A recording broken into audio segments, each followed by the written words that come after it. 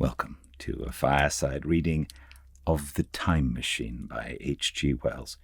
Chapter 7, A Sudden Shock. As I stood there musing over this too-perfect triumph of man, the full moon, yellow and gibbous, came up out of an overflow of silver light in the northeast. The bright little figures ceased to move about below. A noiseless owl flitted by, and I shivered with the chill of the night. I determined to descend and find where I could sleep. I looked for the building I knew, then my eye travelled along to the figure of the white sphinx upon the pedestal of bronze, growing distinct as the light of the rising moon grew brighter.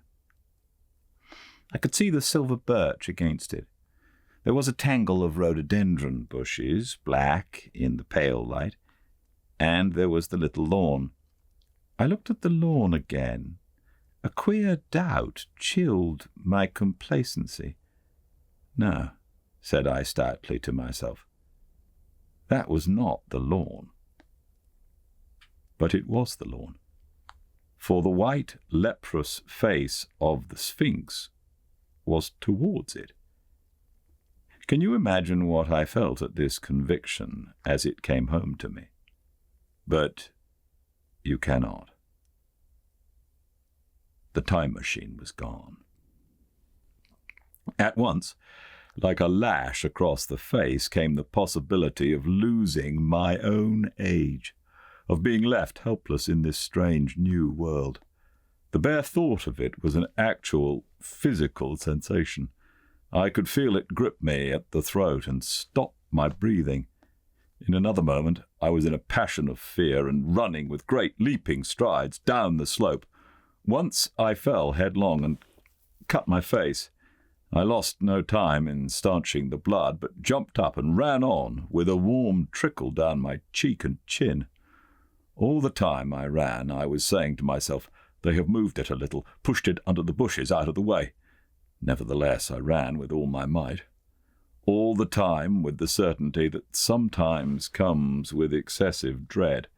I knew that such assurance was folly, knew instinctively that the machine was removed out of my reach. My breath came with pain. I suppose I covered the whole distance from the hill crest to the little lawn, 2 miles perhaps, in 10 minutes. And I am not a young man. I cursed aloud as I ran at my confident folly in leaving the machine, wasting good breath thereby. I cried aloud, and none answered. Not a creature seemed to be stirring in that moonlit world. When I reached the lawn, my worst fears were realized. Not a trace of the thing was to be seen. I felt faint and cold when I faced the empty space among the black tangle of bushes. I ran round it furiously, as if the thing might be hidden in a corner, and then stopped abruptly with my hands clutching my hair. Above me towered the Sphinx upon the bronze pedestal, white, shining, leprous in the light of the rising moon. It seemed to smile in mockery of my dismay. I might have consoled myself by imagining the little people had put the mechanism in some shelter for me, had I not felt assured of their physical and intellectual inadequacy. That is what dismayed me, the sense of some hitherto unsuspected power, through whose intervention my invention had vanished. Yet for one thing I felt assured. Unless some other age had produced its exact duplicate, the machine could not have moved in time. The attachment of the levers, I will show you the method later, prevented anyone from tampering with it in that way when they were removed. It had moved and was hid only in space. But then where could it be? I think I must have had a kind of frenzy. I remember running violently in and out among the moonlit bushes all round the Sphinx and startling some white animal that in the dim light I took for a small deer. I remember, too, late that night, beating the bushes with my clenched fist until my knuckles were gashed and bleeding from the broken twigs. Then, sobbing and raving in my anguish of mind, I went down to the great building of stone. The big hall was dark, silent, and deserted. I slipped on the uneven floor and fell over one of the malachite tables, only almost breaking my shin. I lit a match and went on past the dusty curtains of which I've told you. There I found a second great hall covered with cushions, upon which perhaps a score or so of the little people were sleeping. I have no doubt they found my second appearance strange enough, coming suddenly out of the quiet darkness with inarticulate noises and the splutter and flare of a match, for they had forgotten about matches. "Where is my time machine?" I began, bawling like an angry child, laying hands upon them and shaking them up together. It must have been very queer for them. Some laughed. Most of them looked sorely frightened. When I saw them standing round me, it came into my head that I was doing as foolish a thing as it was possible for me to do under the circumstances, in trying to revive the sensation of fear. For reasoning from their daylight behavior, I thought that fear must be forgotten. Abruptly, I dashed down the match and, knocking one of the people over in my course, went blundering across the big dining hall again, out under the moonlight. I heard cries of terror and their little feet running and stumbling this way and that. I do not remember all I did as the moon crept up the sky. I suppose it was the unexpected nature of my loss that maddened me. I felt hopelessly cut off from my own kind, a strange animal in an unknown world. I must have raved to and fro, screaming and crying upon God and fate. I have a memory of horrible fatigue as the long night of despair wore away, of looking in this impossible place and that, of groping among moonlit ruins and touching strange creatures in the black shadows. At last, of lying on the ground near the Sphinx and weeping with absolute wretchedness, even anger at the folly of leaving the machine having leaked away with my strength.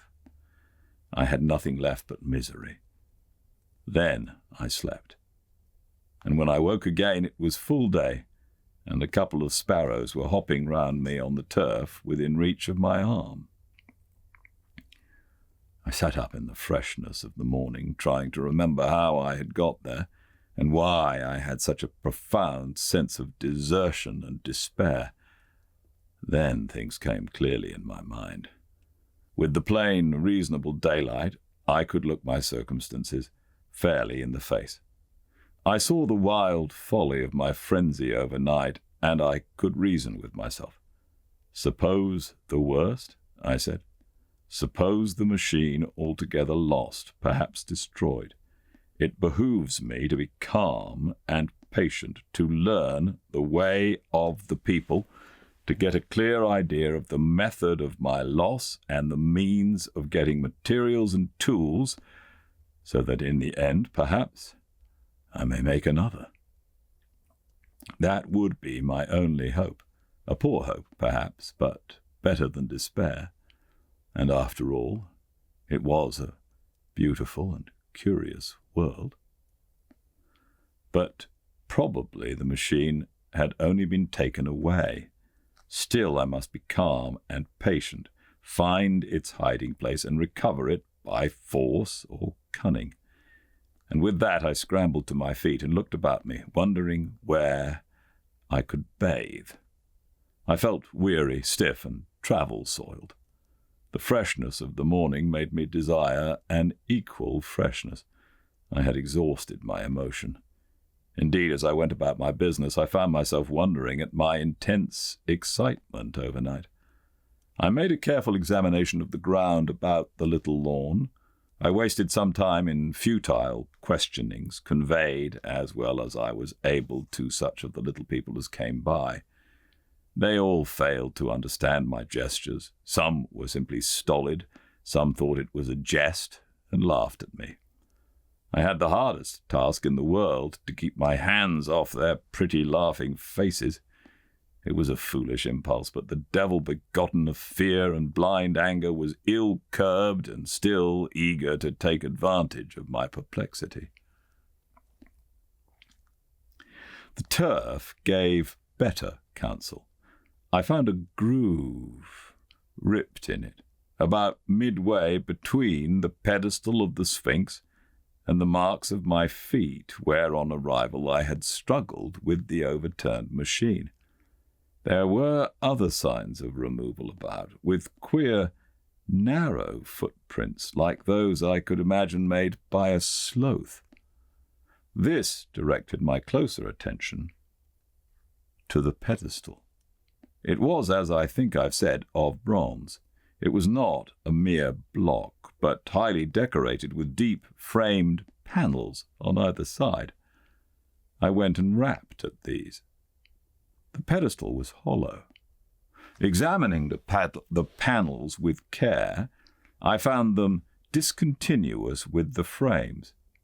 There were no handles or keyholes, but possibly the panels, if they were doors, as I supposed, opened from within. One thing was clear enough to my mind. It took no very great mental effort to infer that my time machine was inside that pedestal. But how it got there was a different problem. I saw the heads of two orange-clad people coming through the bushes and under some blossom-covered apple trees towards me.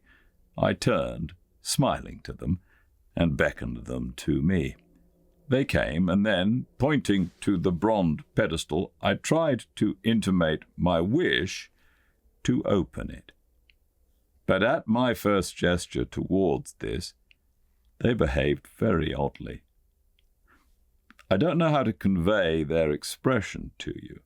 Suppose you were to use a grossly improper gesture to a delicate-minded woman.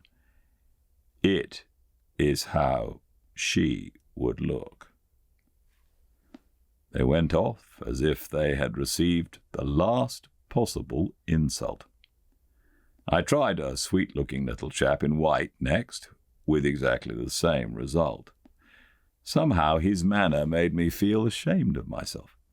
But as you know, I wanted the time machine, and I tried him once more. As he turned off like the others, my temper got the better of me. In 3 strides I was after him, had him by the loose part of his robe round the neck, and began dragging him towards the Sphinx. Then I saw the horror and repugnance of his face, and all of a sudden I let him go. But I was not beaten yet. I banged with my fist at the bronze panels. I thought I heard something stir inside. To be explicit, I thought I heard a sound like a chuckle. But I must have been mistaken. Then I got a big pebble from the river and came and hammered till I had flattened a coil in the decorations, and the verdigris came off in powdery flakes. The delicate little people must have heard me hammering in gusty outbreaks a mile away on either hand, but nothing came of it. I saw a crowd of them upon the slopes, looking furtively at me. At last, hot and tired, I sat down to watch the place. But I was too restless to watch long. I am too occidental for a long vigil. I could work at a problem for years, but to wait inactive for 24 hours, that is another matter. I got up after a time and began walking aimlessly through the bushes towards the hill again. Patience, said I to myself. If you want your machine again, you must leave that Sphinx alone. If they mean to take your machine away, it's little good you're wrecking their bronze panels. And if they don't, you will get it back soon as you can ask for it. To sit among all those unknown things before a puzzle like that is hopeless. That way lies monomania. Face this world, learn its ways, watch it, be careful of too hasty guesses at its meaning. In the end, you will find clues to it all. Then suddenly the humor of the situation came into my mind, the thought of the years I had spent in study and toil to get into the future age, and now my passion of anxiety to get out of it. I had made myself the most complicated and the most hopeless trap that ever a man devised. Although it was at my own expense, I could not help myself. I laughed aloud. Going through the big palace, it seemed to me that the little people avoided me. It may have been my fancy, or it may have had something to do with my hammering at the gates of bronze. Yet I felt tolerably sure of the avoidance. I was careful, however, to show no concern, and to abstain from any pursuit of them, and in the course of a day or two things got back to the old footing. I made what progress I could in the language, and, in addition, I pushed my explorations here and there. Either I missed some subtle point of their language, or their language was excessively simple, almost exclusively composed of concrete substantives and verbs. There seemed to be few, if any, abstract terms, or little use of figurative language. Their sentences were usually simple and of 2 words, and I failed to convey or understand any but the simplest propositions. I determined to put the thought of my time machine and the mystery of the bronze doors under the Sphinx as much as possible in the corner of memory, until my growing knowledge would lead me back to them in a natural way. Yet a certain feeling, you may understand, tethered me in a circle of a few miles round the point of my arrival.